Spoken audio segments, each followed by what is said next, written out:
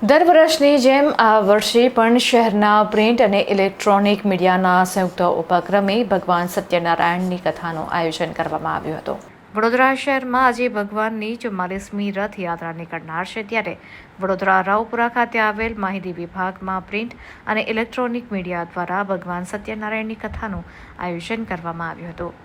વડોદરામાં પ્રિન્ટ અને electronic media પોતાની ફરજ બજાવતું આવ્યું છે।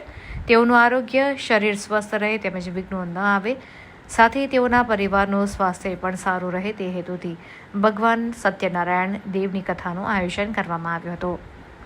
સાથે જ ભગવાન જગન્નાથજીની રથયાત્રા વડોદરાના રાજમાર્ગો પર નીકળતી હોય છે, ત્યારે પ્રિન્ટ અને ઇલેક્ટ્રોનિક મીડિયા દ્વારા ભગવાન જગન્નાથજીના રથયાત્રાનું ભવ્ય સ્વાગત કરવામાં આવતું હોય છે।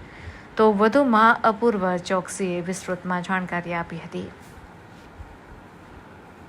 અષાઢી બીજને લઈને વડોદરા પ્રિન્ટ અને ઇલેક્ટ્રોનિક મીડિયા દ્વારા દર વર્ષની જેમ આ વર્ષે પણ સત્યનારાયણ ભગવાનની કથાનું આયોજન કરવામાં આવે છે। સાથે સાથે વડોદરા શહેરમાં ભગવાન જગન્નાથજીનો જે રથ નીકળે છે ત્યાં મીડિયા દ્વારા તેમનું સ્વાગત કરવામાં આવે છે।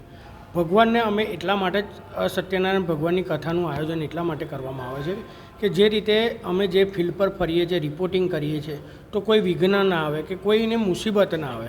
હંમેશા જે રીતે ભગવાન અમને સાથ આપે છે તે રીતે આ વર્ષે પણ અમને જરૂર સાથ આપે અને કોઈ બી જે રિપોર્ટર છે કે કેમેરામેન છે, જે ફિલ્ડ પર ફરીએ છીએ કે કંઈ બી હોય, તેમને કોઈ હાનિ ના પહોંચે તેનું ધ્યાન રાખીને ભગવાનની પ્રાર્થના કરીએ છીએ અમે। અને આ વખતે બી ફરીથી સત્યનારાયણ ભગવાનનું કથાનું આયોજન કર્યું છે। અસ્તુ।